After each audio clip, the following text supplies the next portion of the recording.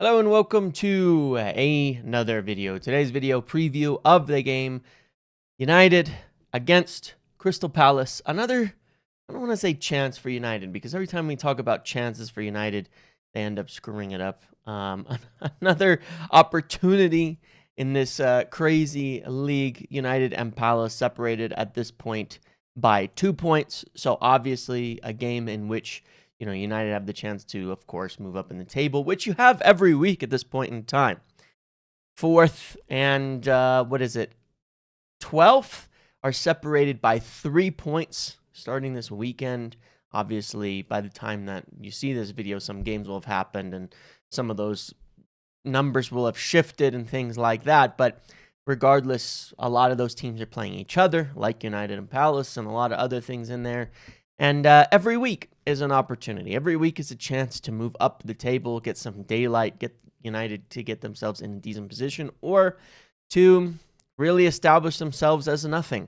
You know, I've always felt that this period after this international break, this November, end of November through mid-January period, this is usually, this festive period is when you find out whether teams are real or pretenders. The start, very bad for United. They look like pretenders. They look awful. The game against Everton was a joke.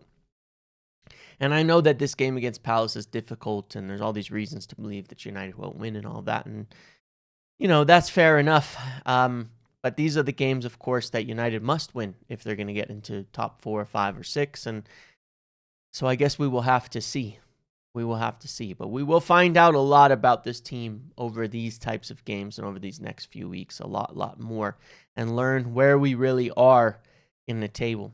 But it's also certainly why I firmly believe the club cannot be so naive as to believe that they can go into summer and attract the best talents in football without reinforcement in January. Because whether or not we get into Europe, whether or not we get into Champions League, is a flip of a coin. And it's certainly possible when you look at the teams that are in 4th and 5th, and this will be one of the games that sort of show it.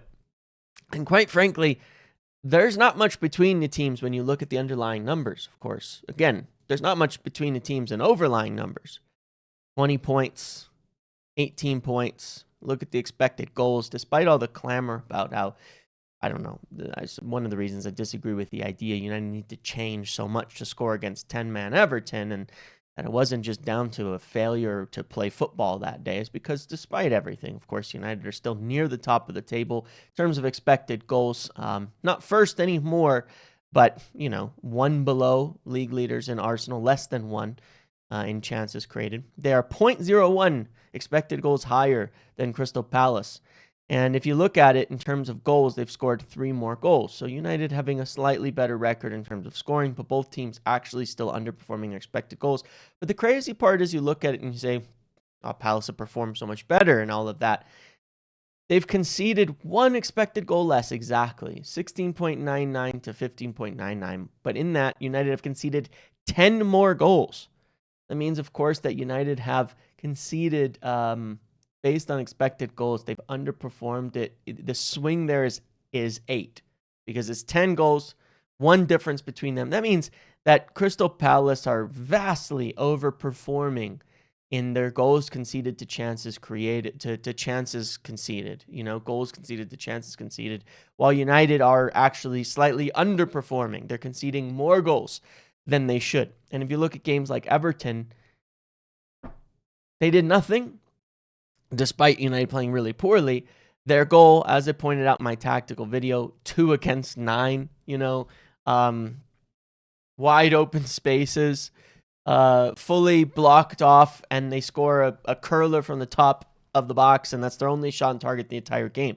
This happens to United, and to me, this is why I believe it's largely down to focus from players, inability to really focus. Obviously, the start of the season didn't help with that when it comes to, the start of the season definitely didn't help when it comes to things like the goalkeeper and set pieces and things. But regardless, United concede way too many chances for the amount of chances that they should be conceding, and Palace do less. So it's hard to separate out what's really going wrong at United sometimes, but it's that same underperformance aspect where they're doing worse than they should be. And We've seen it before about conceding on the first shot on target, second shot on target, one shot all game.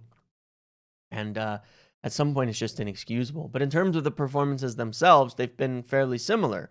Meanwhile, United have done so while being, to be fair, a more attacking side.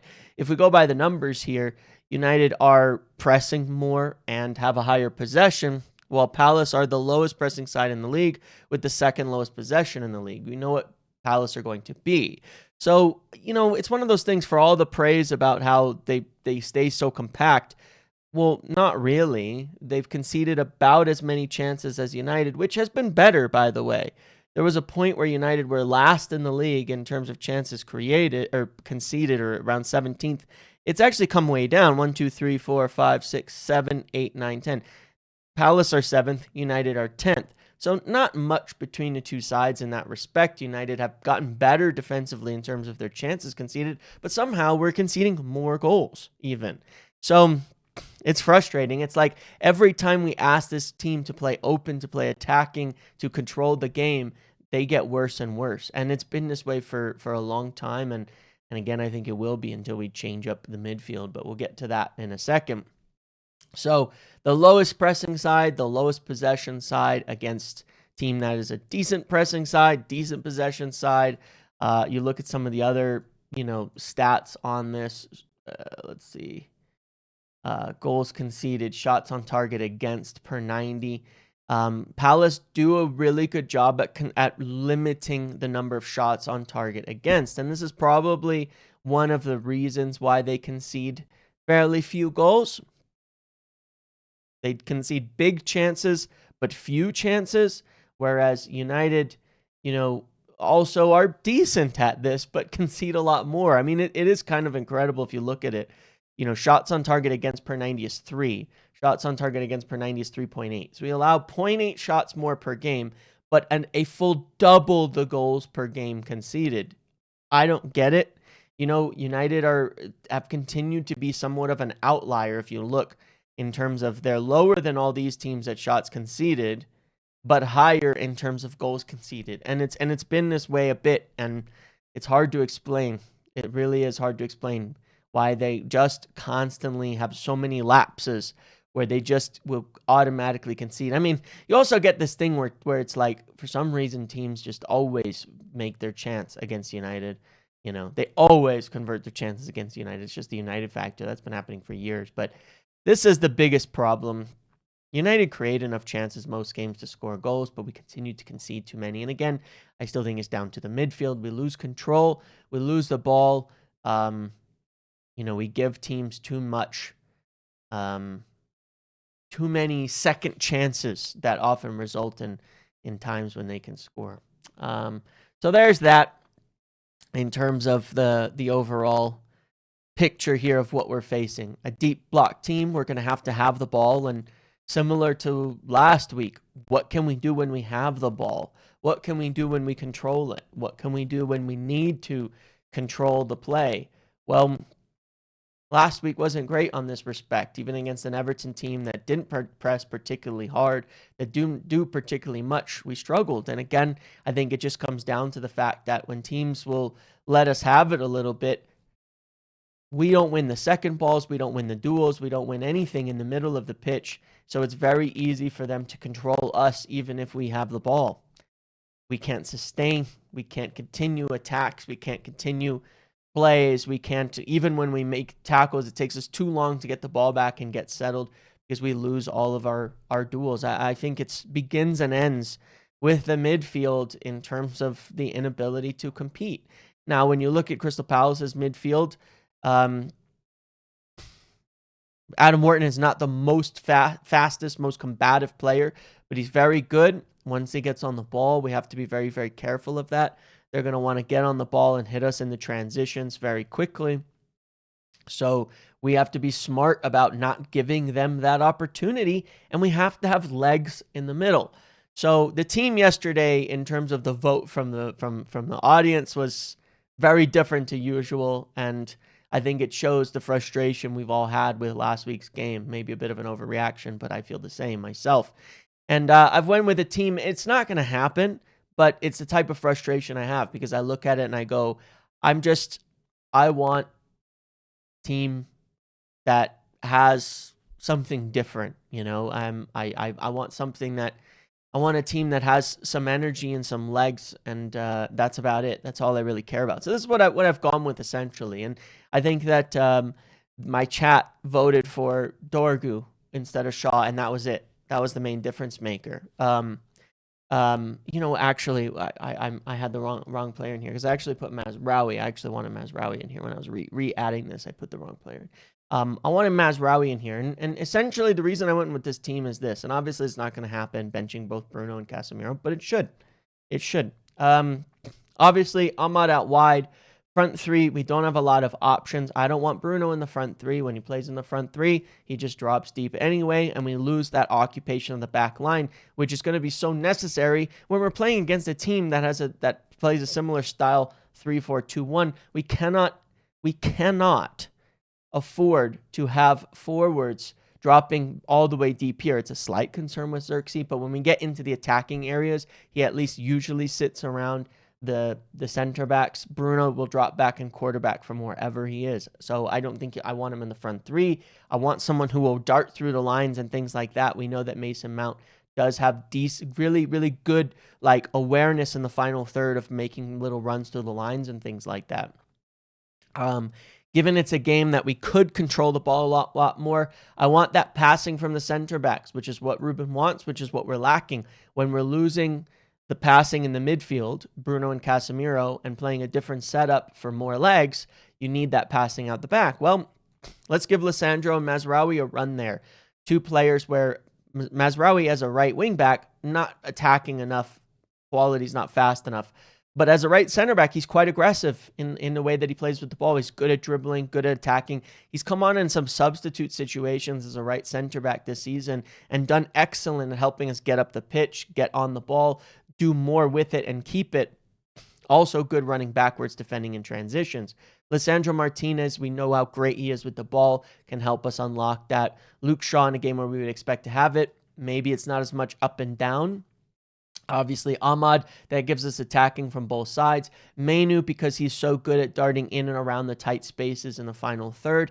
Ugarte, I'm looking at him as purely run around, smash into somebody. I don't care. To break up transitions, you're going to sit essentially around De Ligt in the back line and play like this, and hopefully press up and help us maintain some possession. I think that's where Ugarte does his best work, is higher up the pitch, breaking up play early. So I want us to be up the pitch, trying to maintain some possession. Is this what's going to happen? No, of course not. We know that it's not going to be what happens, but I'll be disappointed if there are no changes, because some are necessary. And it's shown time and time again that we cannot play, this midfield in games where we need a lot of control. This Bruno Casemiro midfield, it's fine when we're trying to spray balls in transition things, but we lose it in so many other instances. But again, it's the type of thing where they could play and they could have a great game and we could win, and it'll be, see, they're so great, they're so wonderful. But the next game is going to be the same. It's going to be the same inconsistencies because they're inconsistent at this point. And because they don't have the legs to battle in the midfield, you're always losing one aspect. And so it's always predicated on how brilliant you can be with the ball.